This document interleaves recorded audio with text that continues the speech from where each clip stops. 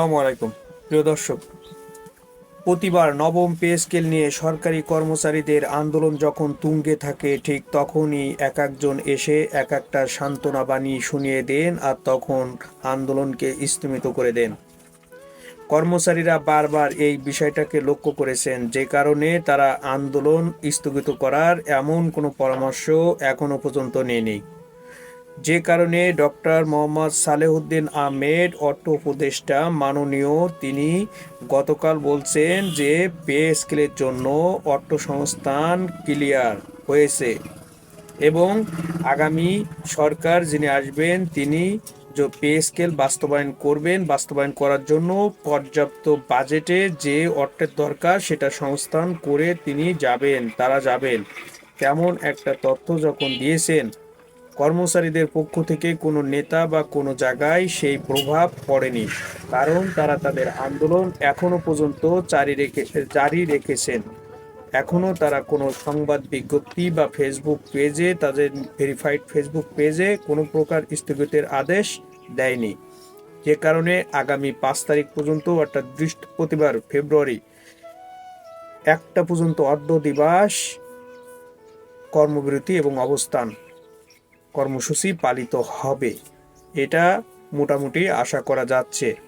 এবং শুক্রবার শহীদ মিনারে প্রথম কর্মচারীরা জড়ো হবেন এবং ভোকা মিছিল নিয়ে যমুনার উদ্দেশ্যে রওনা দেবেন। দাবি তাদের একটাই, বৈষম্যহীন একটা পে স্কেল, যেটা 5 বছর পর পর দেওয়ার কথা সেটা 10-11 বছর হয়ে যাচ্ছে, এখনো দেওয়া হচ্ছে না। অষ্টম পে স্কেল দেওয়া হয়েছে 2015 সালে। নবম পে স্কেলের দাবি, যেটা 2020 সালে ছিল, এখন 2026 সাল। বারবার আন্দোলন সংগ্রাম, মিছিল, মিটিং, প্রতিবাদ সমাবেশ, অনশন কার্যক্রম চালিয়েও যেটা কার্যকর করা যাচ্ছে না। অন্তর্বর্তী সরকার পে কমিশন গঠন করলেও নানা জটিলতা চড়াই উতরাই পেরিয়ে গত 21 জানুয়ারি তার চূড়ান্ত সুপারিশ বা রিপোর্ট জমা দেন পে কমিশন প্রধান উপদেষ্টা ডক্টর মোহাম্মদ ইউনূসের কাছে।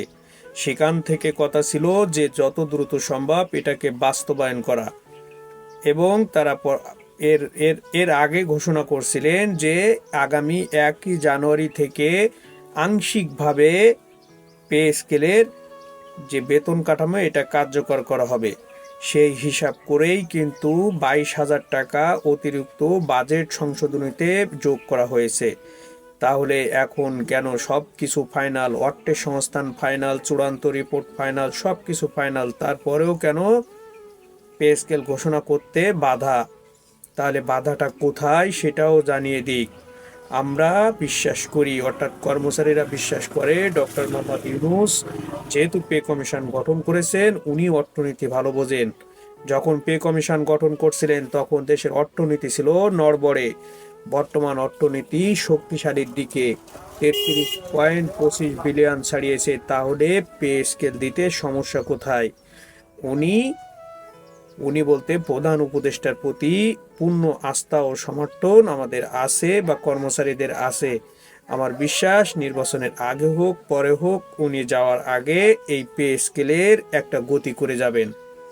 তো প্রিয় দর্শক, ভালো থাকবেন এবং আমার এই ভিডিওটি শেয়ার করে আপনারা দেখার সুযোগ করে দেবেন মানুষের, এবং জনসচেতনতা বৃদ্ধিতে এটা শেয়ার করা, কমেন্ট করা, কোনো কিছু জানার থাকলে কমেন্ট করবেন। আর ভিডিওটি ভালো লাগলে অবশ্যই সাবস্ক্রাইব করে আমাদের সাথে থাকবেন নতুন নতুন তথ্য পেতে, সংবাদ পেতে, অথেন্টিক।